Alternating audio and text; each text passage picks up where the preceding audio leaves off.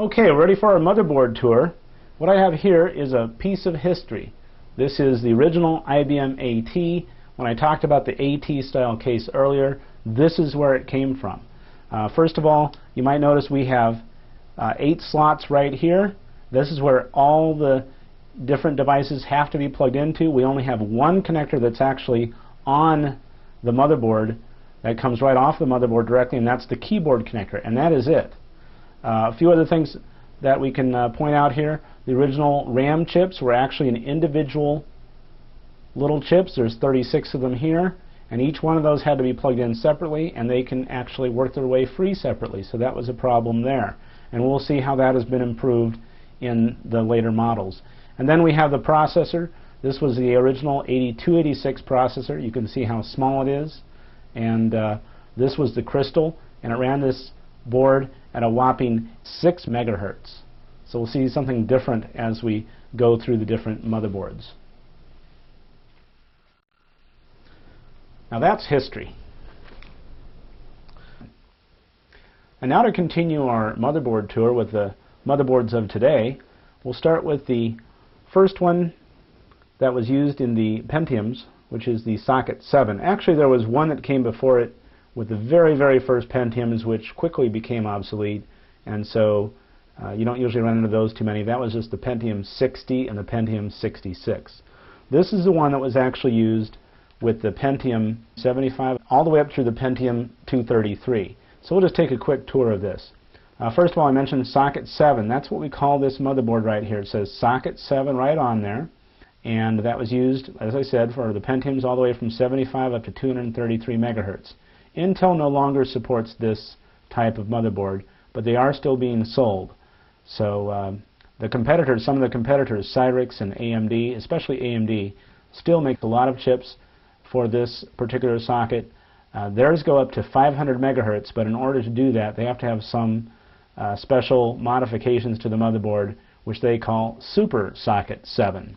And that's still 320, actually those are 321 pins. The Socket 7 is 321 pins, and there was a version that was 320 pins, but that one also is obsolete. So anyway, the Socket 7 is still being sold today, but mostly with just AMD processors in it. Then we have some other things on this motherboard. We looked in the on the AT motherboard, which was a piece of history. We had nothing on the motherboard at all except for the slots, which are over here on the side. And we had these ISA slots that were on the original AT motherboard, and we still have them. And what this is for is strictly for backwards compatibility to the older, slower cards. We don't really need these today very much, except perhaps for modems and maybe sound cards. What we mostly work with today are the PCI slots, and this is described in the book. Stands for Peripheral Component Interconnect, but basically what it means is faster boards. So that's what we use generally today.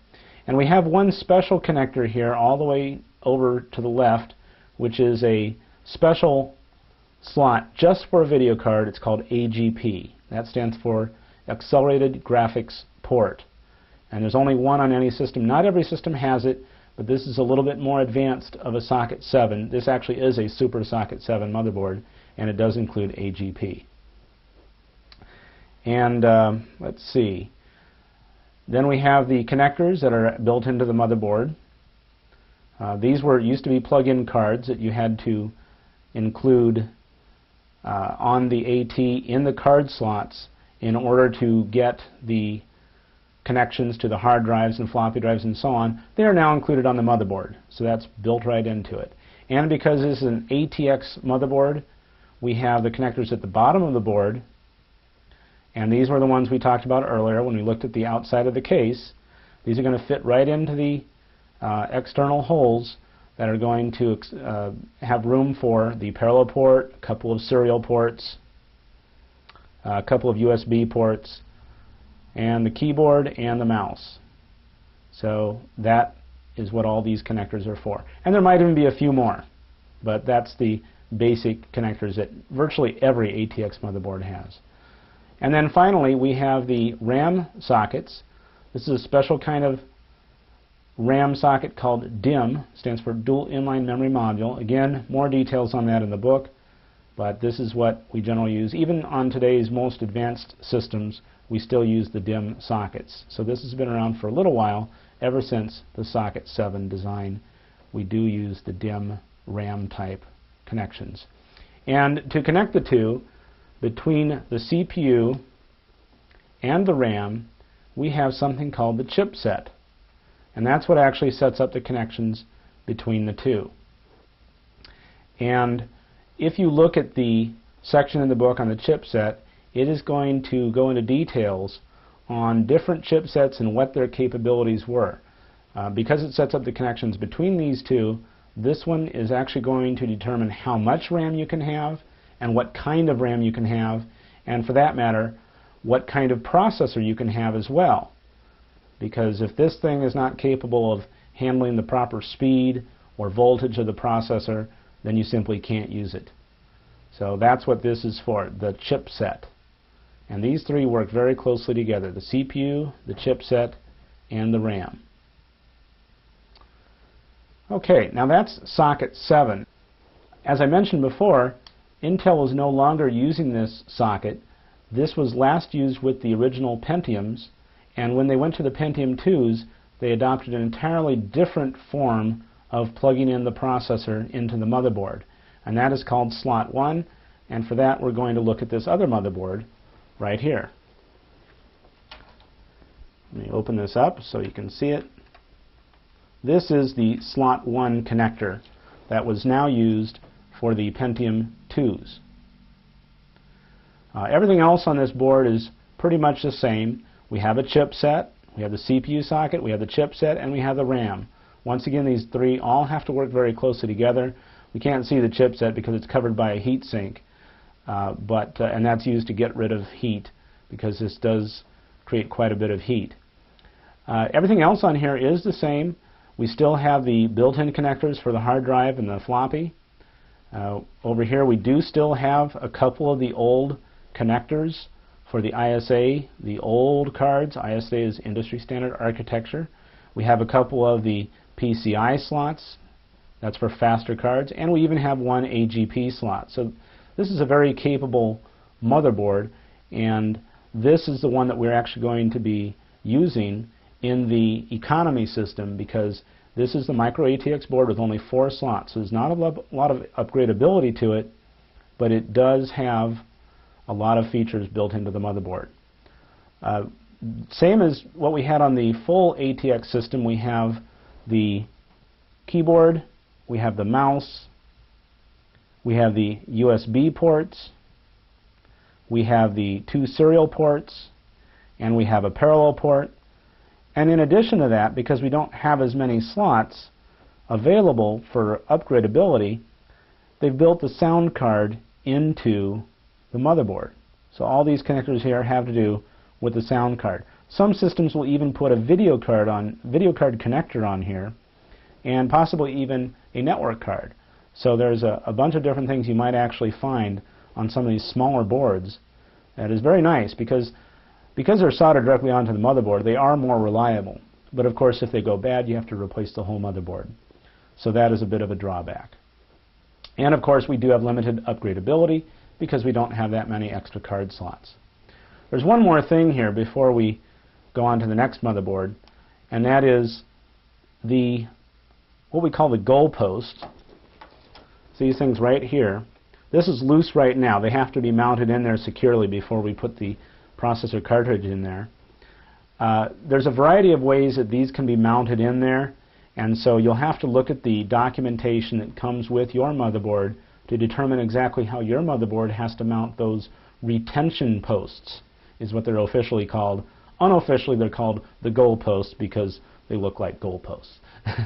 Anyway, that is going to be an issue that you have to make sure is absolutely secured before you plug the processor in. When Intel moved on to the slot 1 type motherboard, they did so for a variety of reasons, but eventually they dropped the slot 1 and actually came up with something even newer called Socket 370. I don't have a Socket 370 motherboard here, but what I do have is an adapter that allows you to use the newer chips that they have designed for the Socket 370 and be able to use it in an older slot 1 motherboard. And that's what we're going to be using for our economy system. Now, there were a variety of chips that could use this Socket 370 form factor. Some of them you have to be very careful of because you have to make sure that some of the Pentium 3s, which are called Coppermine type processors, and which use a new form that they call flip chip PGA 370, but it fits in the same socket, some of them will not work. But we're going to put in a 466 megahertz Celeron processor in this adapter, and then we're going to put it in an older slot 1 motherboard. Once again, this is the economy model, and so this is going to save us a little bit of money. The next system we're going to be looking at is the latest and greatest. This is the fastest motherboard out there with the fastest processor possible. This is the Athlon motherboard. Now, Athlon is made by AMD, and AMD and Intel have a pretty good rivalry going right now, and they keep going back and forth. Who's got the fastest CPU on the planet? Well, at least as far as PCs are concerned. And right now, AMD is the leader. They actually have a 1200 megahertz processor, but I'm just sticking with the 1000 megahertz processor, kind of a benchmark compared to the old history motherboard, which could only run at 6 megahertz. We're running this one at 1000 megahertz. So that's what we'll be doing for our middle system. Now, we could go even faster. For about twice the money on the processor, we could go up to 1200 megahertz, and that's something that somebody might do who wants their best possible dream system, but we'll do a pretty capable system at 1000 megahertz. Now, if we take a look at this motherboard, again, the tour of this motherboard is pretty much the same as the others. This is a full ATX motherboard. This time we have only one ISA slot. As a matter of fact, there are some motherboards that don't have any at all, because they have basically said we're not going to need to be compatible with the older systems. We're going to use all new cards. And some of the sound cards and some of the modem cards do have some problems in the newer slots, but they've got most of them ironed out. And so this one, even though it's the latest and greatest, still has one, just in case you need to have one older card. But most of them are going to be the newer PCI card slots. And then, of course, we have the one AGP video. And then we have our RAM sockets, just like we had before. And of course, we have the AMD Athlon 1000 megahertz processor. Now, as a matter of fact, I want to show you this socket here, but you notice here this little tag that says warranty void if removed. And I do highly recommend that if you buy such an expensive processor as this, that you get it built in with the motherboard, because you'll get a warranty that way, and you might get a better deal in the price too. So we're just going to leave this one in here. One other thing about this processor that's very important to look at, and that is if you take a look at this center part here, it's a mirror finish practically. It's extremely smooth. It's perfectly smooth. And we're going to put a heatsink on this, and we have to match it up perfectly with this surface. If it's tilted at all, it's not going to make a good contact to that surface, and it can overheat and destroy the chip. So it's extremely important we get the heatsink on this processor exactly correctly. So we'll remember that in the next segment when we add the heatsink to this motherboard. Now, in other parts of the motherboard are going to be the same as any other ATX system. Over here we have the keyboard connector, we have the mouse connector, we have the USB connectors, and the standard parallel port, and a couple of serial ports. And some systems will also have in this area sound ports as well, or possibly a network port, but we don't have that on this system because we have so many of the extra I/O slots available, and that allows us for maximum upgradability, which is our goal in this mid-level tower system.